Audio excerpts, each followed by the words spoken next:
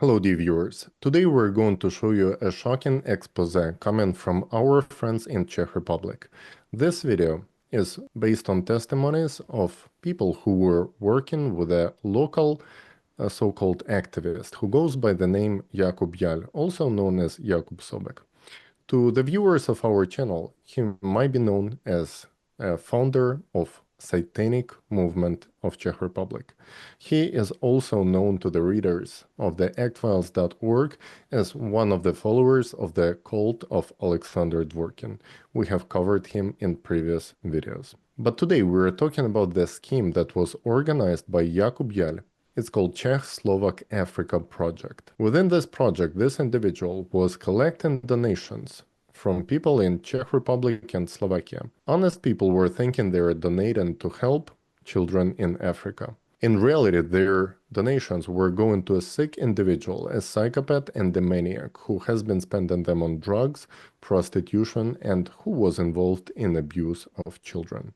Stories like this make me sick, but it's important to talk about them so we know and we are aware of those who are trying to manipulate our opinion.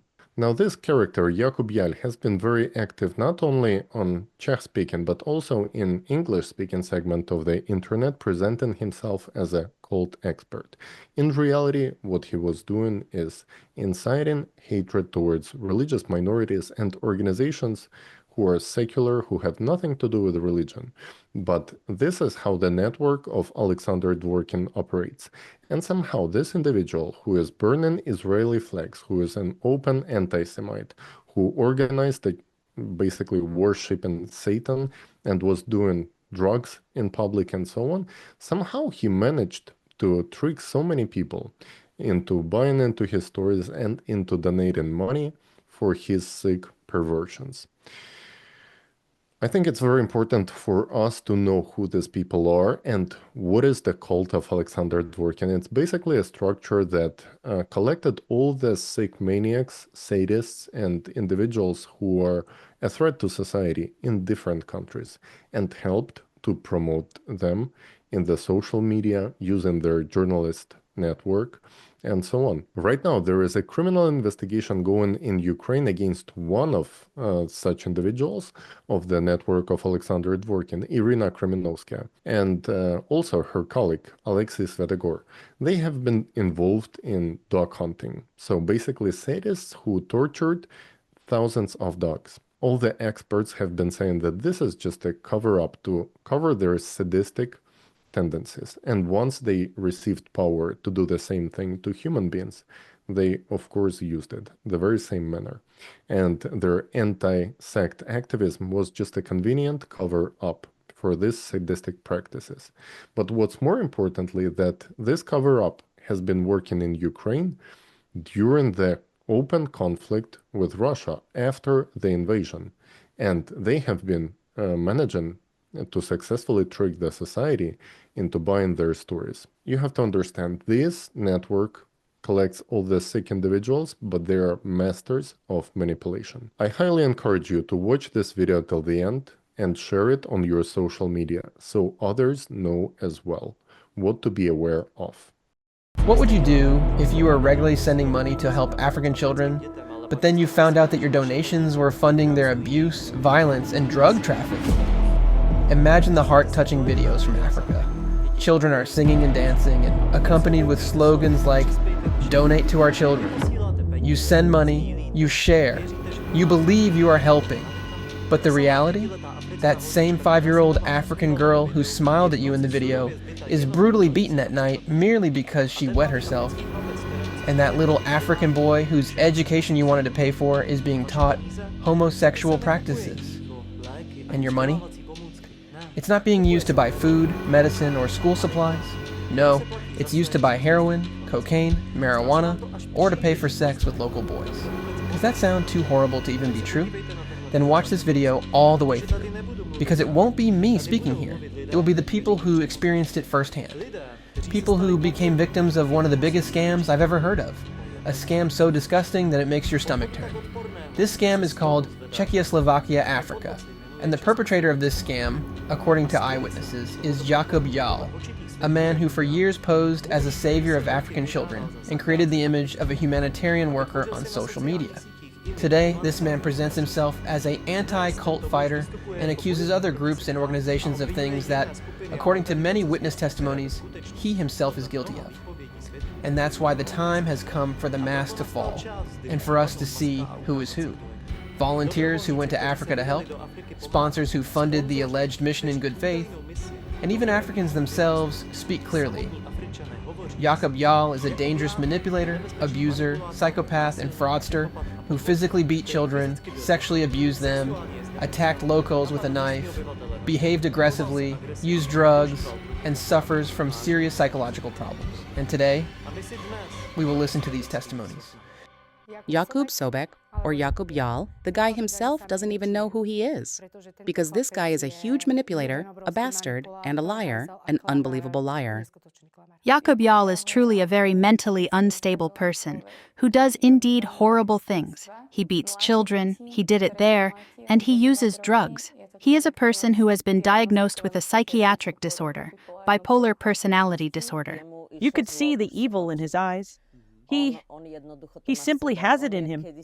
He used to be involved with the satanic community. He himself embodies Satan. Indeed, he tries to hurt many people, and everyone asks him why. Since nobody has hurt him, no one meddles in his life. So why does he meddle in everyone's business and do such evil? Well, because he has it inside him, because he is sick. Oh, I just imagine about Jacobo.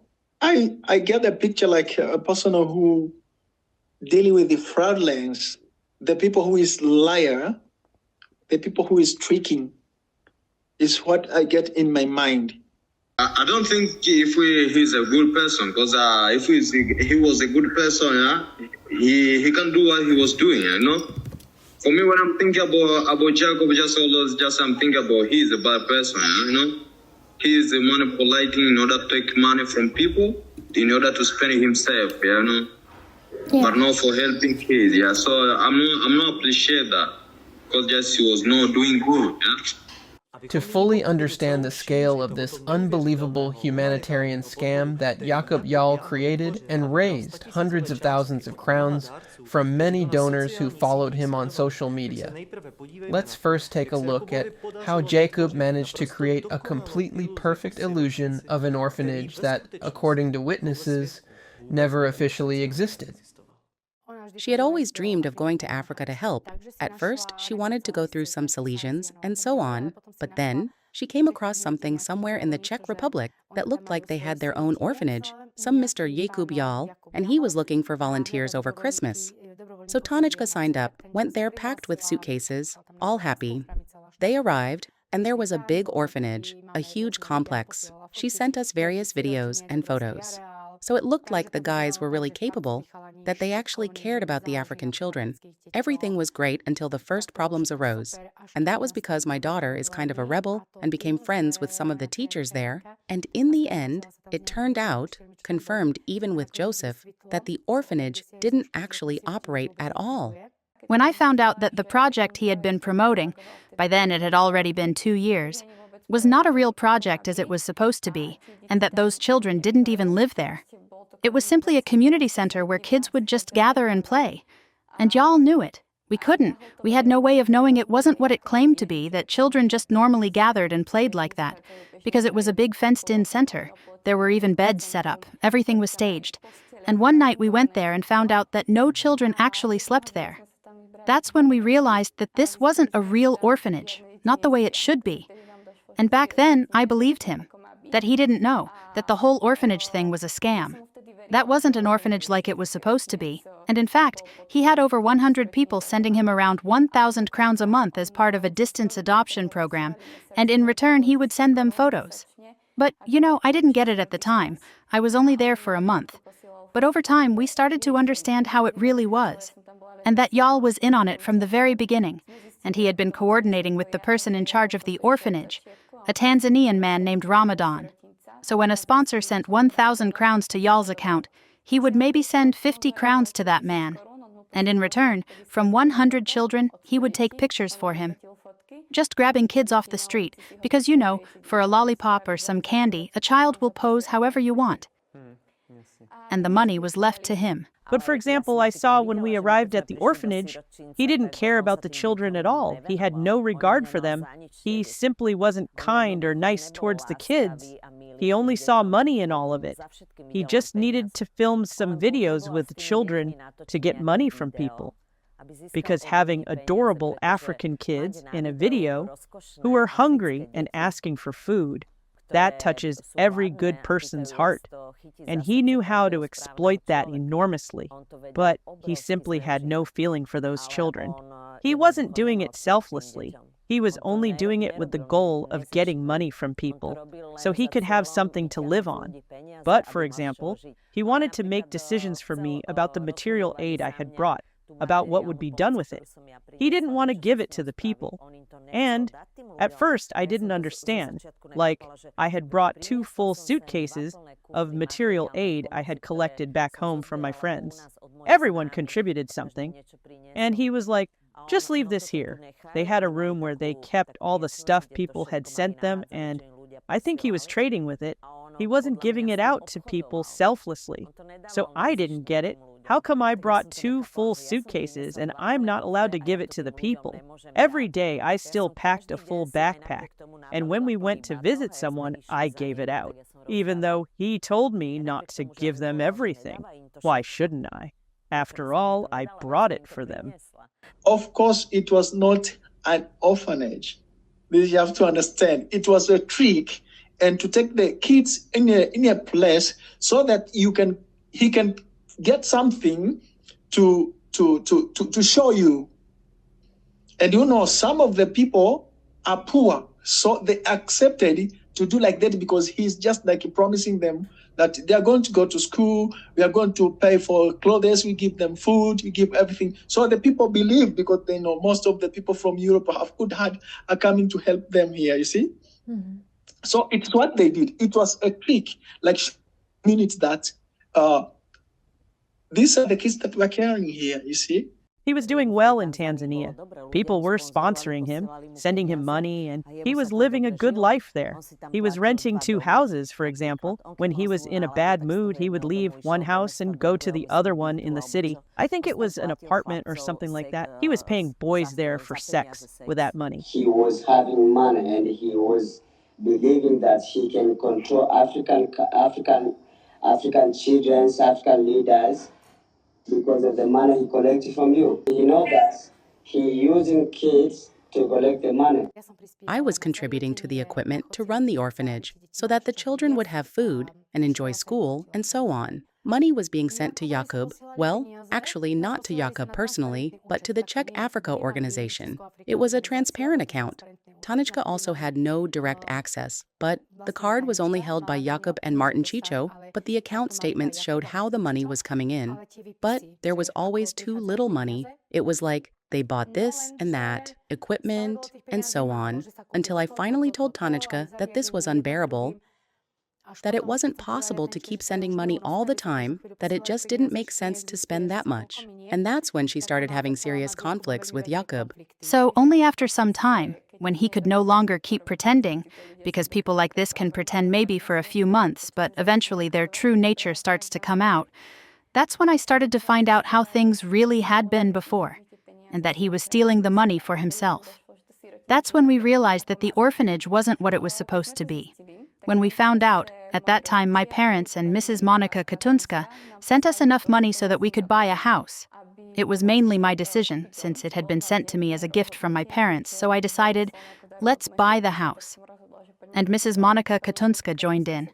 I really hope this reaches the sponsors, those who were sending money in good faith.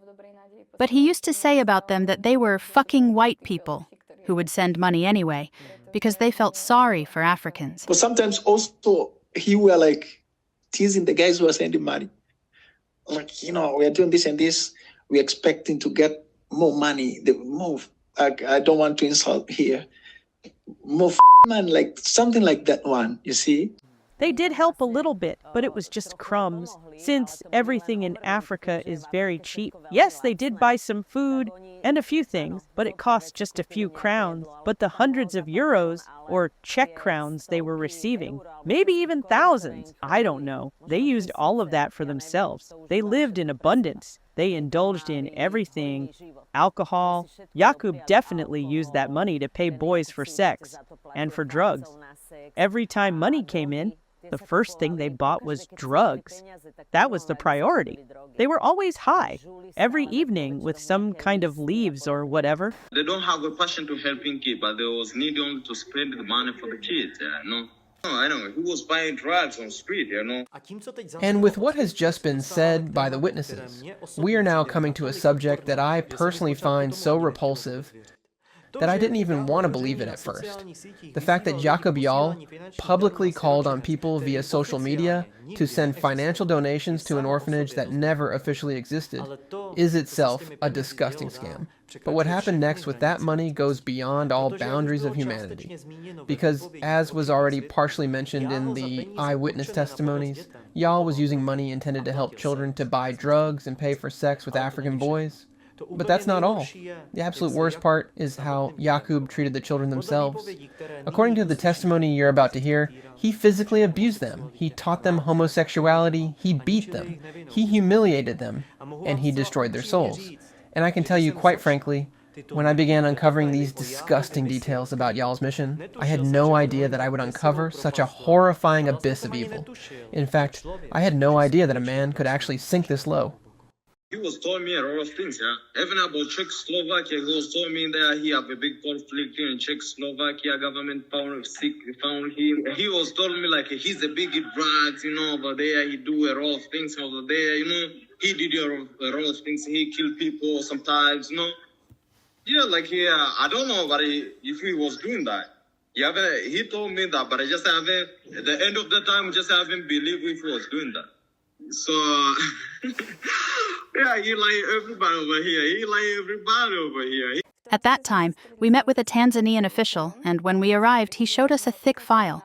It contained all kinds of records about Jakub Jahl and Martin Chicho, documenting how they were involved in illegal activities in Africa.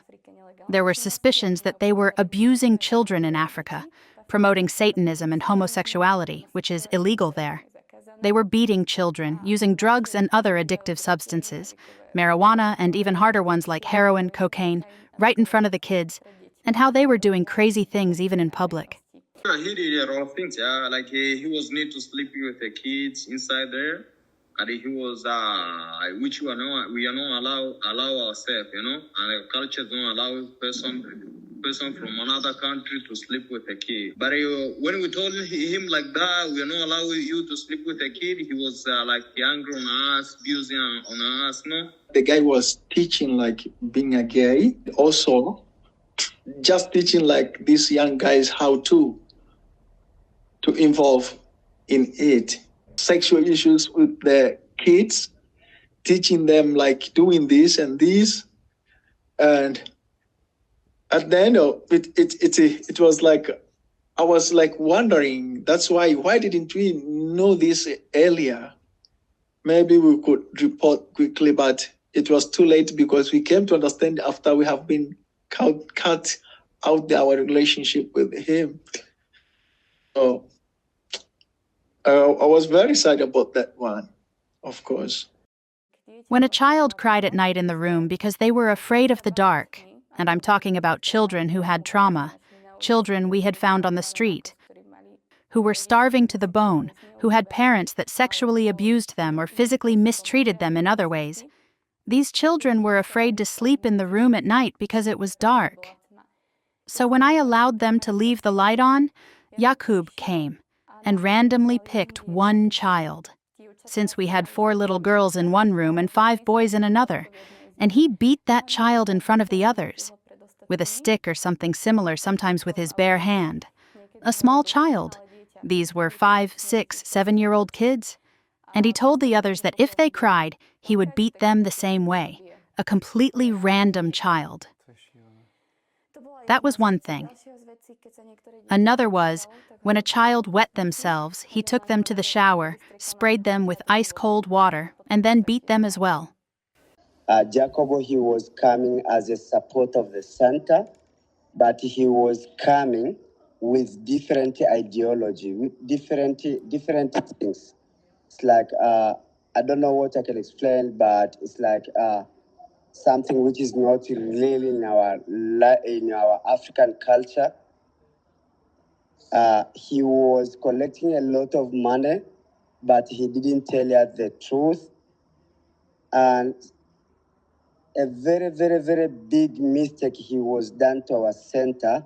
He was teaching the small kids to do something is very different to our cultures. Like, I don't know what I can say, but it's just like boys and boys to be fucked with them, fucked each other, something like that. I can confirm it through the two kids which he was taking it from Dar es Salaam. One of the kids is called Abdul. Abdul, he was taken from Dar es Salaam to Mosh, and he was living in our center. We take Abdul to the primary school, and at the primary school, he was starting to do something like that. And when we was trying to punish Abdul, he was telling us he was taught by Jakub. When he was working at Nature and Skills Center, he bring two kids called Abdul and Exaudi. And Exaudi and Abdul, there was a very bad behavior at school, and they told that Jakub, he was teaching them about the homosexual. He was very rude to the kid. He could force them to do things not in a good way or in a good manner to the kids and something like that, you see? Many times, even before they did anything, when someone said, "Oh, Jacobo is coming," the children were filled with fear. You could see it in their eyes. They would start trembling. He was sometimes slapping them, sometimes beating them, you know? And I think his purpose was not for carrying the kids at the end, because after showing that this is a very serious issue, he decided to quit. It means that there was another agenda that he had, maybe to get only money and doing the other issues, you see? He used to beat the girls much more than the boys. And maybe that came from some kind of hatred he had, even towards little girls, 5 or 6-year-olds whom he beat really brutally. Probably because his mother didn't give him enough love when he was little, and she kept going through men. He laughed about it. He used that money to buy those African boys for himself. That's why he was renting the house where we were staying, supposedly as a community, as a mission. And then he also rented another place in the city center, in Moshi, where he would go to enjoy himself. When he wasn't in the mood to deal with us, he would leave and sometimes be gone for 2 days. One day, Jakub, he came over a lot of money, and he wanted us, me and Ramadan Jah, to support a homosexuality. Nevertheless, he didn't give us that money. That's why he escaped and destroyed our center. That is what I can explain. Jakub, he was paying some adult youth to do something like that with him. He was paying some adult peoples to do homosexuals with him. Jakub, he was paying adult guys to do a homosexual with him. I know that's because he was trying to chase them through by buying some drugs.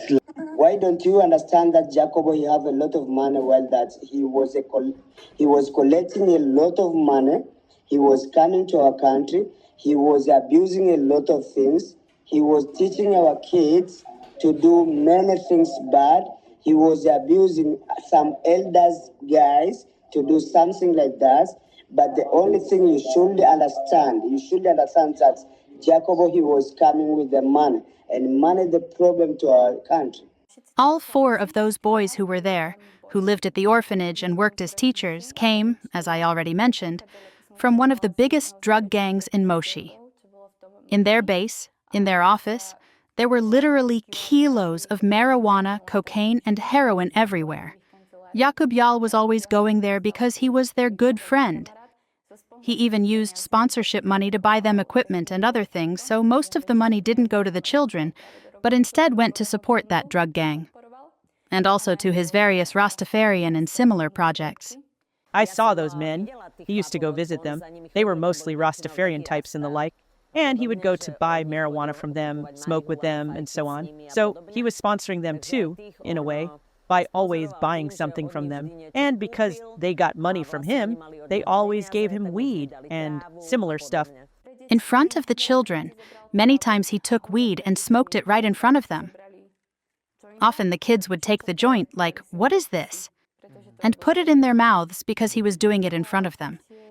He also used cocaine and heroin in front of the children. So Jakub was the beloved guy to the drug user boys. You know, he had a group of people who were just smoking, drinking together, enjoying to club with them. Some of them, they were just visiting them like friends. So he was like the friend to these guys. The first group was in Majengo, where they were first staying there.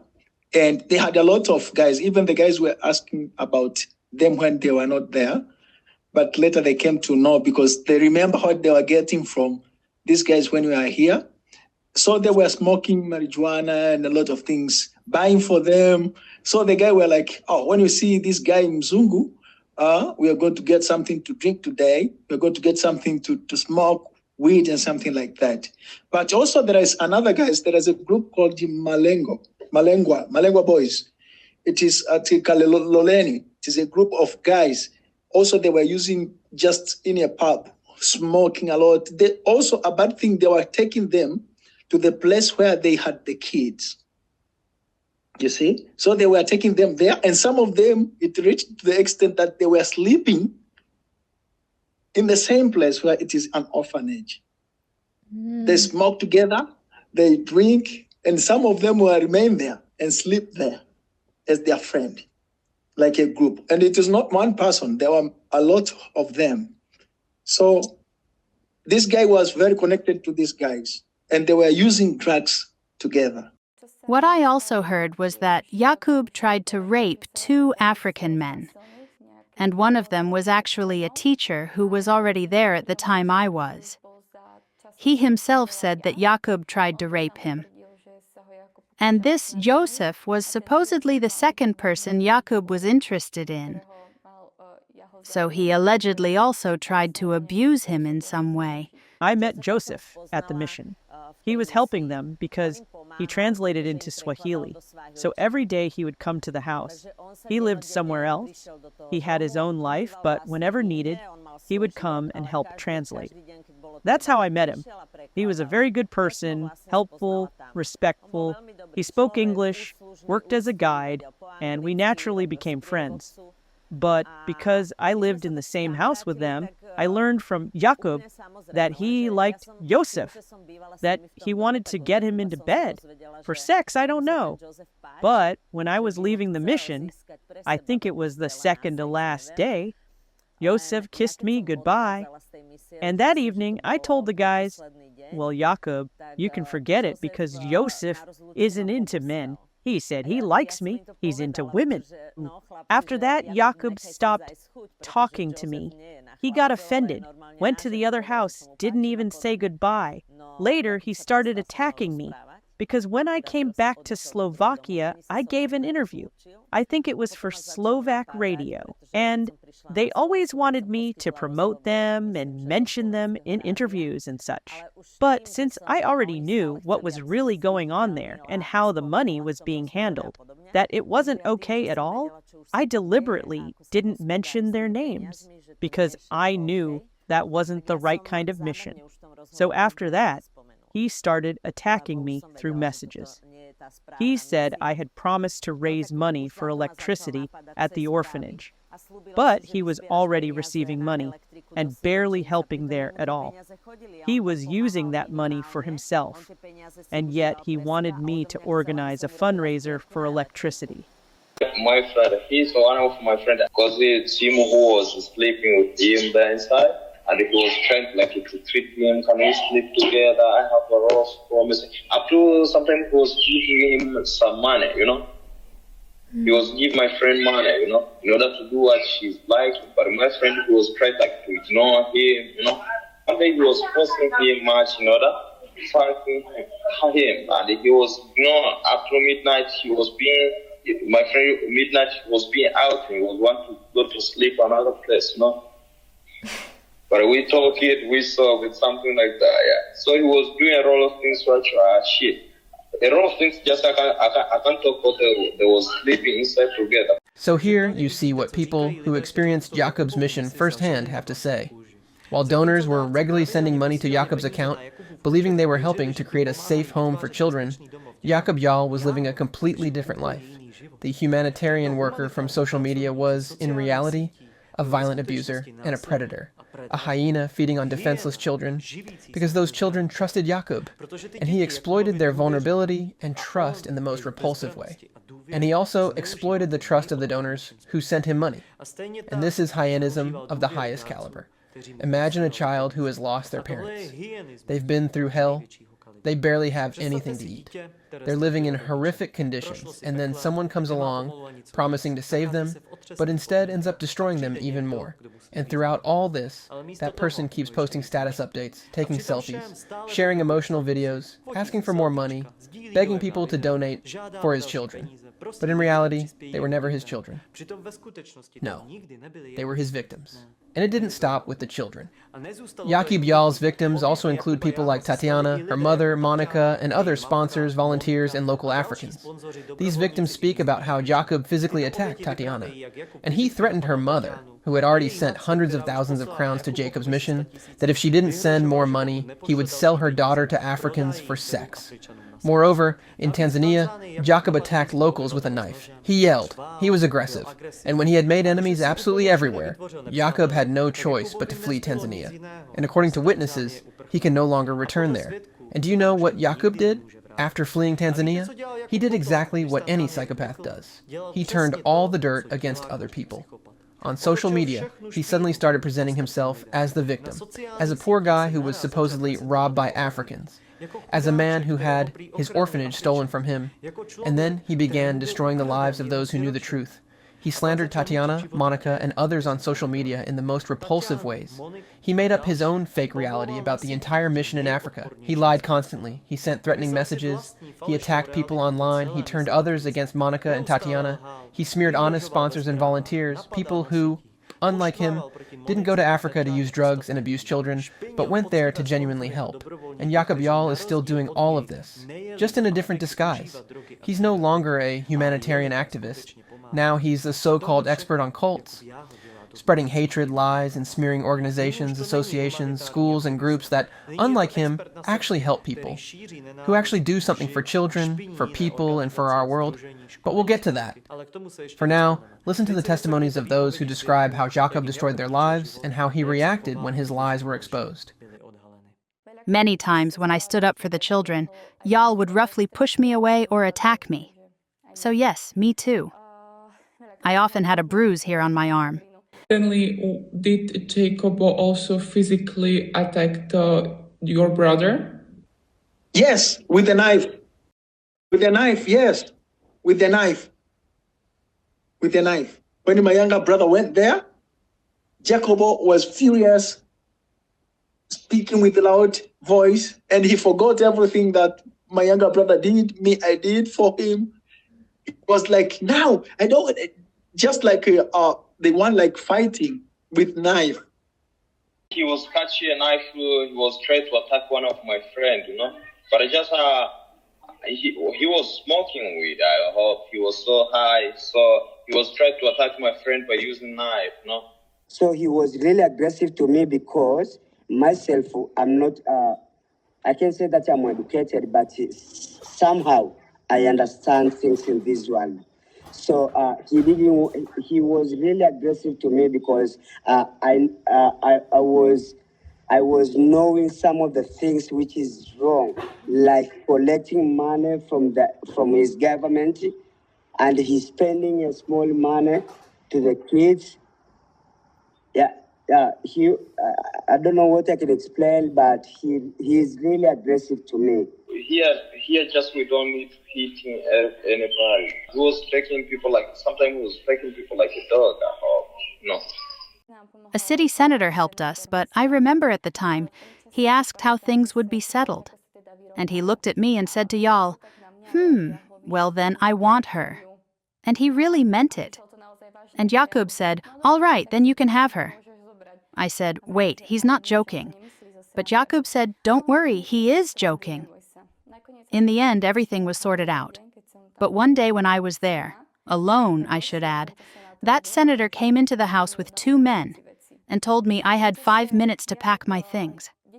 At that time, Jakub and the children were on a trip.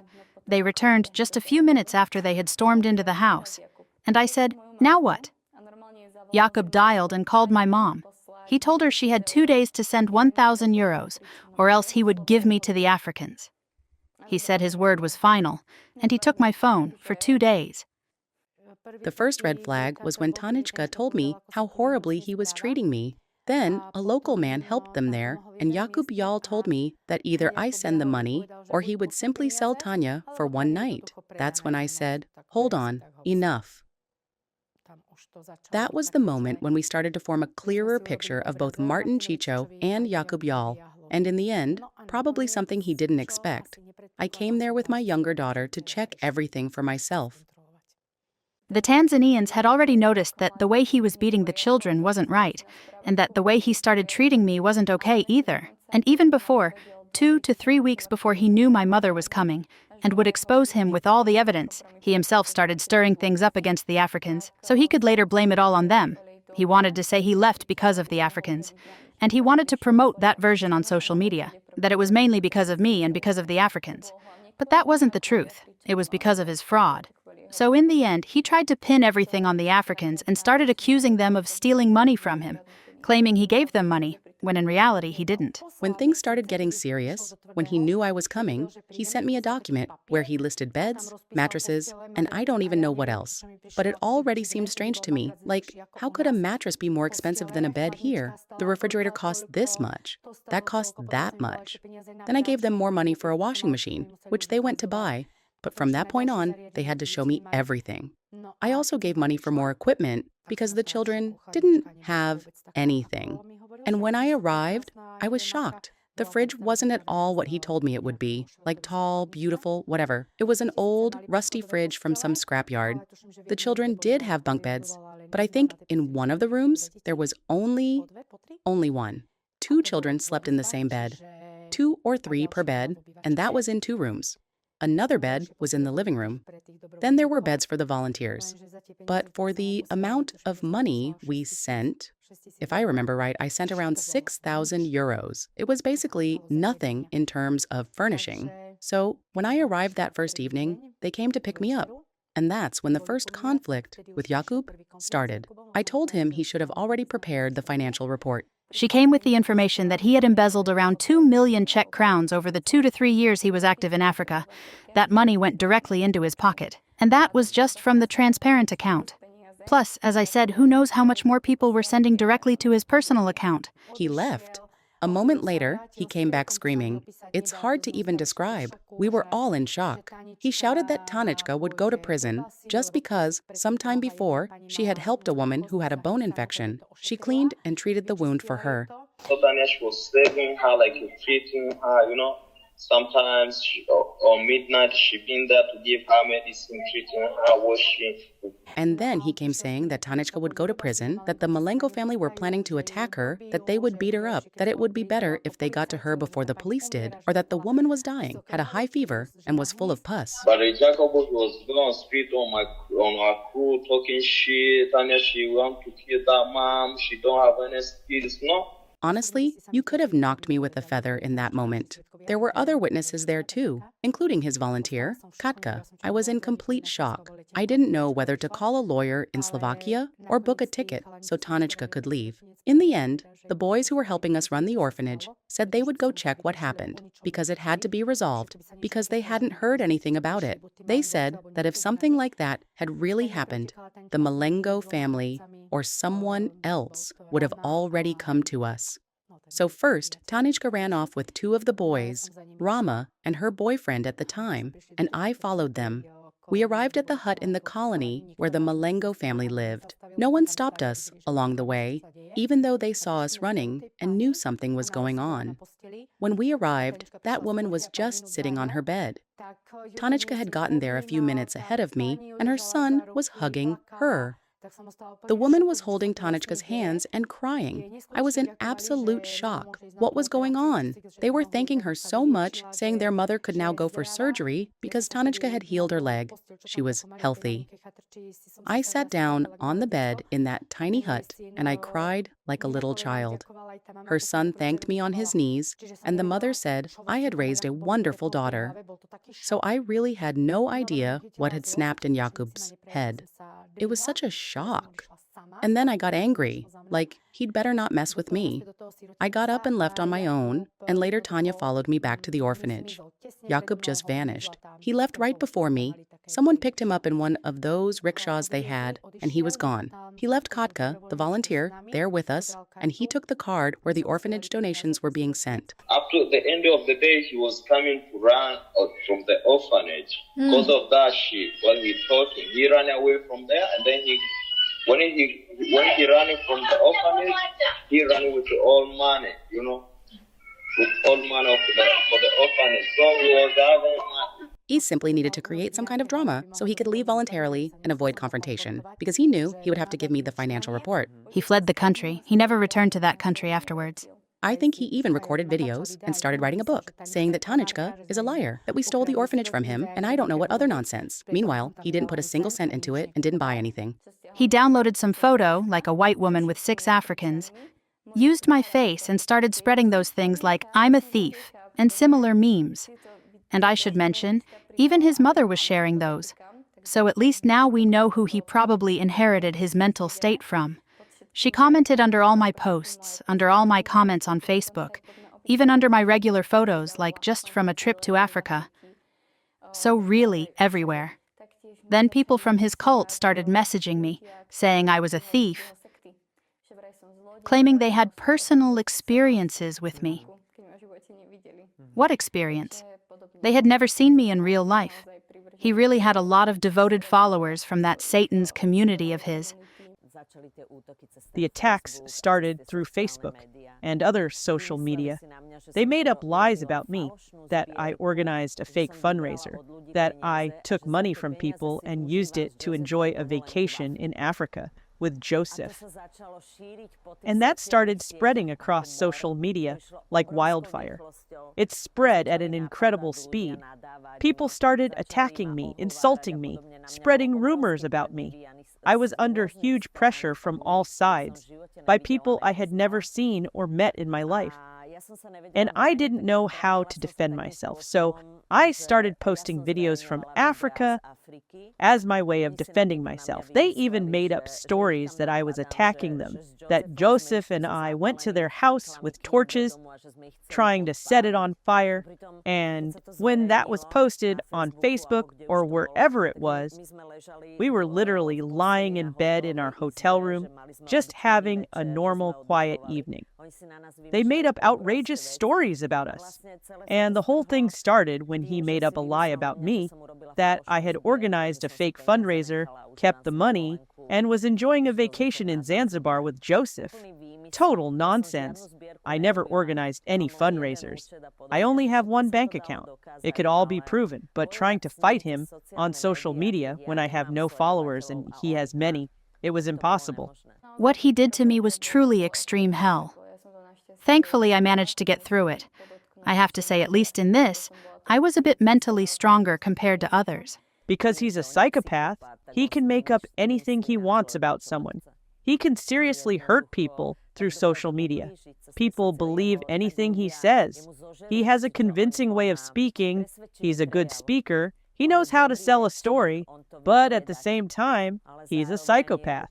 He knows exactly what he's doing, what he wants to achieve. He is a massive manipulator.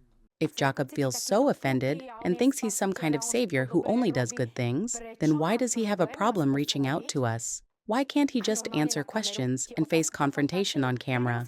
I don't need to ask questions. His conversations are enough for me, what he and Martin Chicho wrote to me. I have no problem with that. I took screenshots of it all, because I know manipulative psychopaths like this very well. They blocked me right away, but I still have the screenshots, including all the communication. So I have no issue with it. What I do have a problem with is him hiding behind a camera, throwing garbage into the public space, pretending to be a victim or whatever. But if you have something against Monica, against my daughter, against me, there were more volunteers there too, then show up and let's record it. So he's just like someone who is tricked. And I think he is very smart. If you are not intelligent enough following him and you are busy, you cannot recognize it quickly. Because when he speaks about something, he can speak in a very nice way. And he's a nice guy in twisting words. He can manipulate and you can understand what he means, but this is not the way he is meaning as the other man behind the scene. Jakub should pursue a career as a writer, just without insulting real people, because the biggest scumbag there is Jakub.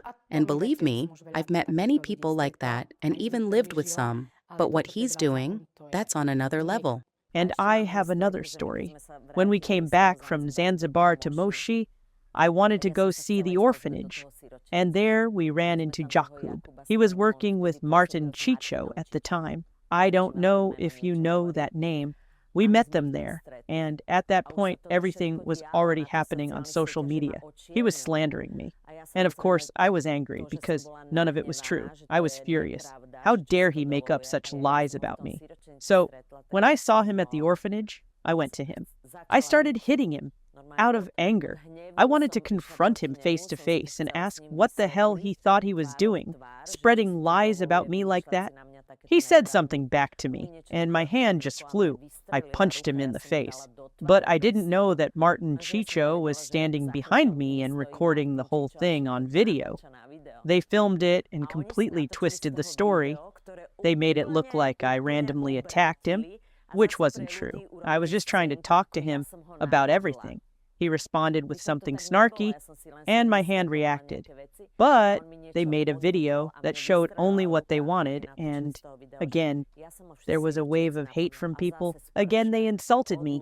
They knew exactly how to manipulate everything. Jahl kept attacking and slandering me constantly. So did Lenka Shulkova, Martin Chicho, and members of their cult, the Satanist Cult they founded. When Jakub Jahl started his Satan's community in the Czech Republic, I also had a disturbing experience. After releasing the video, I was approached twice, at night I should add, by his friends. It happened while I was getting on the tram in Brno. They asked me if I was the thief from the video. I was completely frozen and said, "No, it's not me. Jakub Jahl was the one stealing all along." I was lucky that there were people around, because one of them actually threatened me. He told me I should watch where I go and where I am, because he'd find me anywhere. This was a huge experience for me, but I wanted to erase it from my life. To be pulled into such an evil world, the way he had that Satan's community, he truly is the embodiment of Satan. Once people find out what kind of person he really is, no one wants anything to do with him. Jakub, if you had stayed and not run away and waited for me, I don't think you'd be making videos like this anymore. Why do you talk shit about every organization? Jakub, you slander people, and now I'm looking into the camera, and you look right back at me. Look me in the eyes and face me. You're a bad person, and unfortunately, your mother supports you in it. Because when we messaged her about how you left Katka behind and how you behaved, she started to yell at us. You took money, you hid. When you found out I was coming, you bought your plane ticket in advance, because there's no way you could have gotten a ticket like that in just 3 days. You did it on purpose. You manipulate people, and every single word you say is a shameless, disgusting lie. And I'm waiting for the day when you finally grow the guts and you will be saying how righteous you are, how everyone else abuses kids, how everyone else is a thief, and you will contact me, and we will sit down in front of that camera you like to record with. Let's go live. I think there are plenty of people who would love to talk this out with you. Not in some edited, manipulated clip where you'll be crying, saying, Tanička robbed you, that she's a bad person, that she's a manipulator. What a poor little thing you were. No, you are the bastard, along with Martin Chicho. You two lived off sponsorship money in Africa without shame, and only later did I find out about the abusing. If I had known everything back then, Jakub, you didn't have to run away. You could have stayed at that orphanage. Are you really scared of one woman?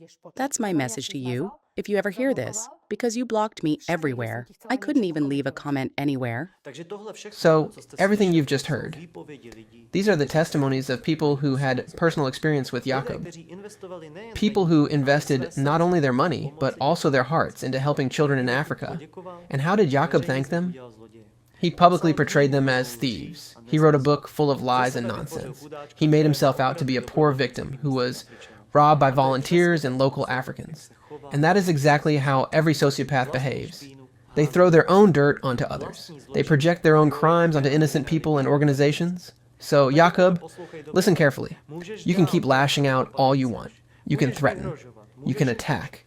You can mobilize your entire former satanic cult.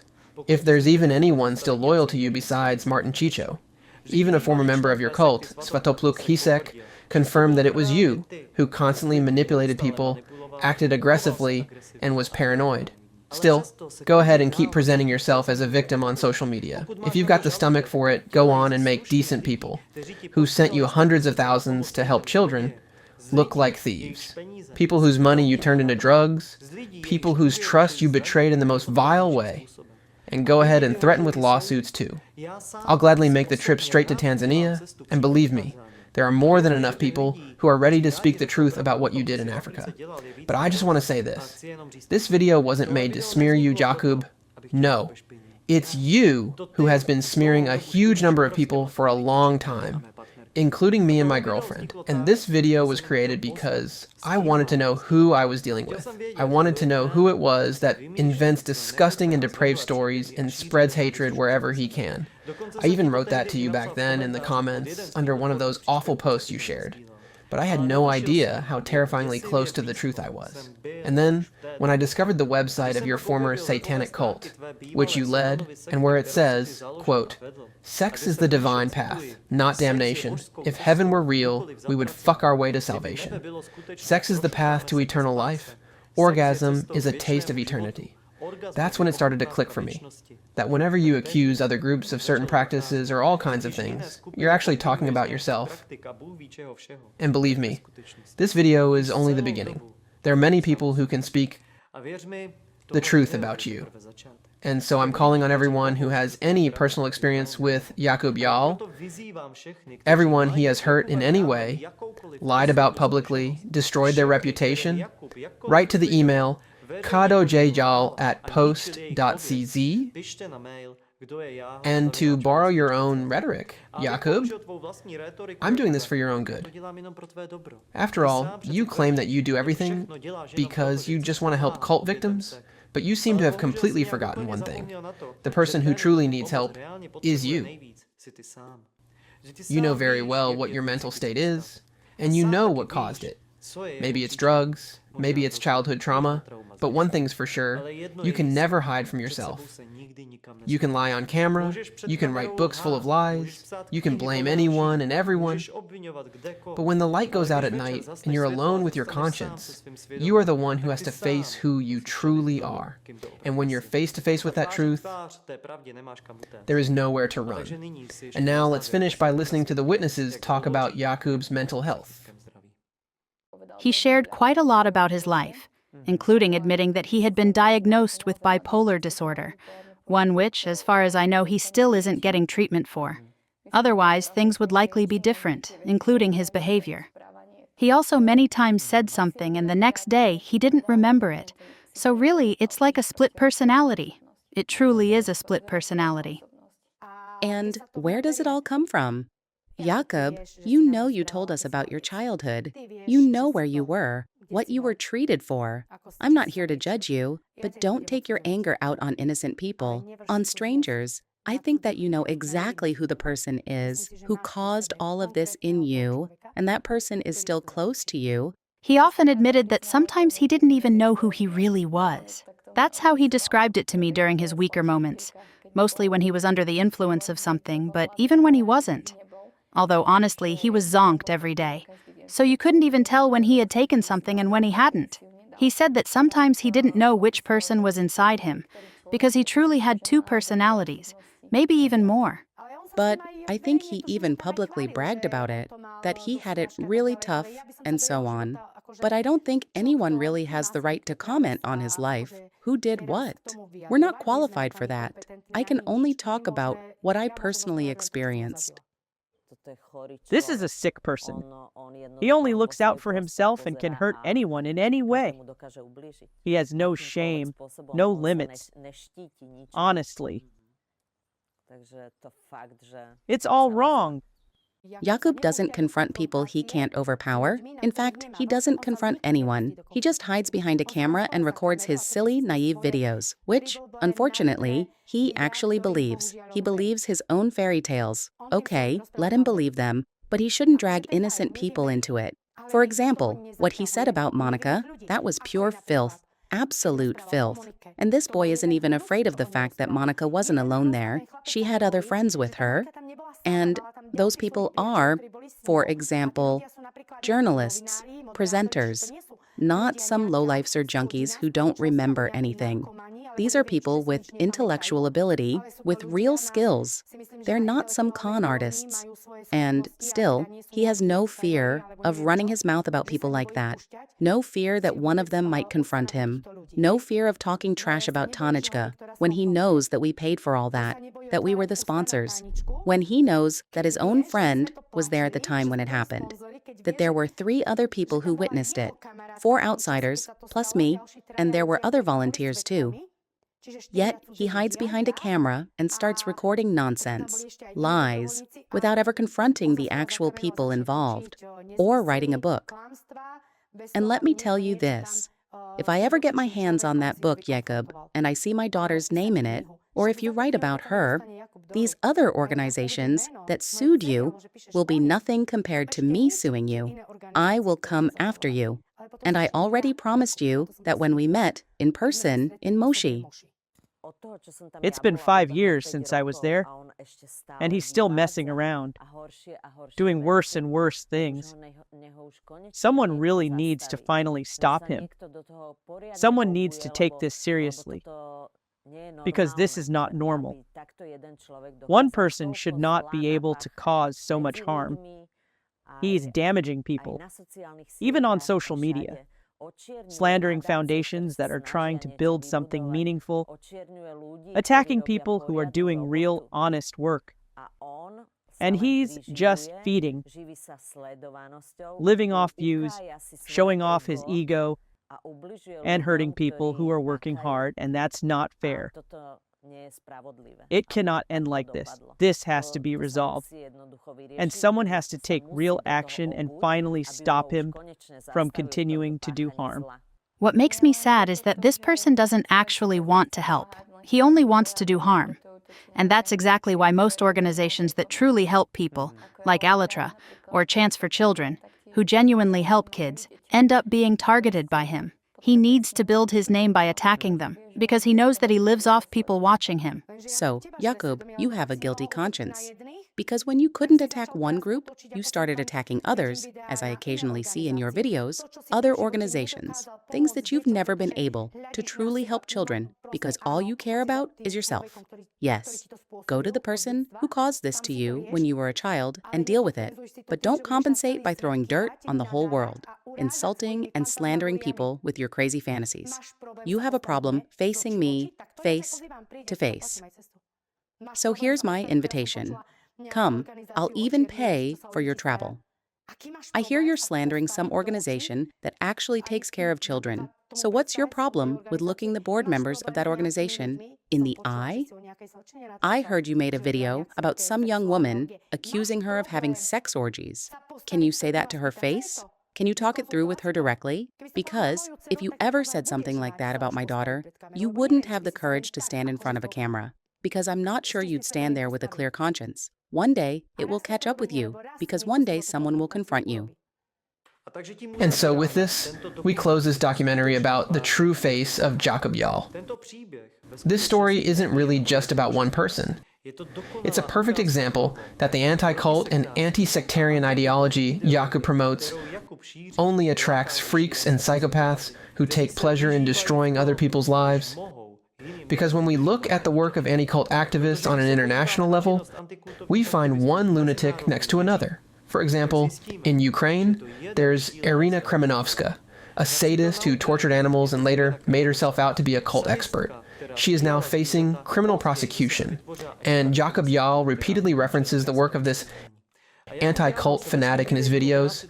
Then in America, there are well-known anti-cultists like Stephen Hassan and Rick Allen Ross, who are associated with so-called deprogramming, a sadistic method where people labeled as cult members are subjected to psychological, physical, and even sexual violence, supposedly to liberate them from their alleged cult beliefs in this perverse way, and they have been prosecuted for these violent methods of deprogramming, and yet they publicly claimed they were helping cult victims.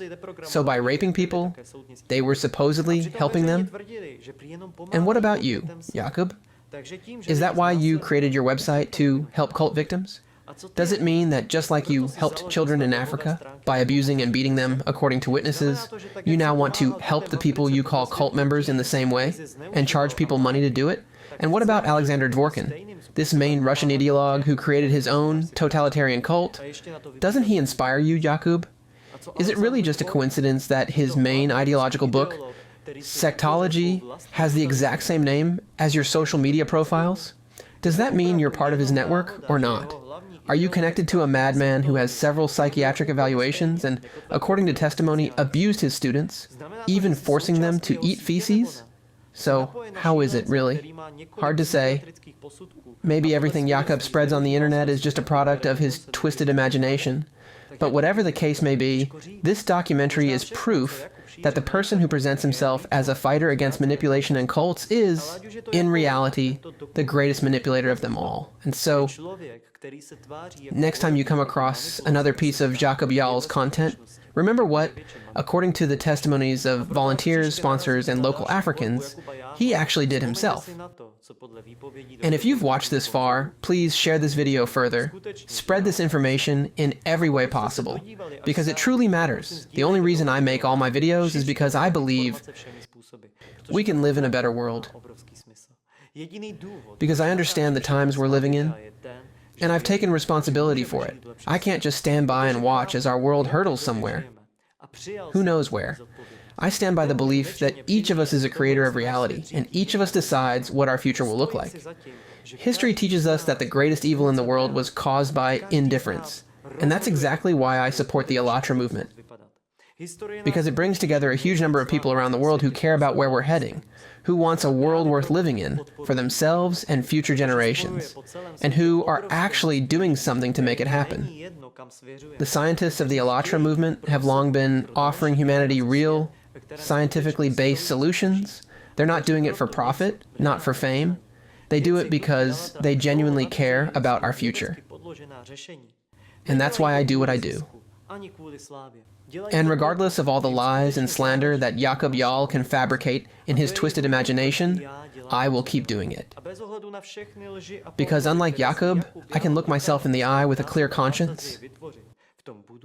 And you know it, Jakub, that almost 2 years ago, when you started spreading your delusions about Allatra, I invited you to sit down and record an interview together, to calmly talk about everything. I was genuinely interested in what drives you to make up such outrageous filth. But you refused my invitation, and my intention was never to harm you. It's you who has been harming many people for a very long time. And I just started to wonder why you're doing it. And as I already said earlier in this video, not even in my worst nightmare did I imagine what I would eventually find out.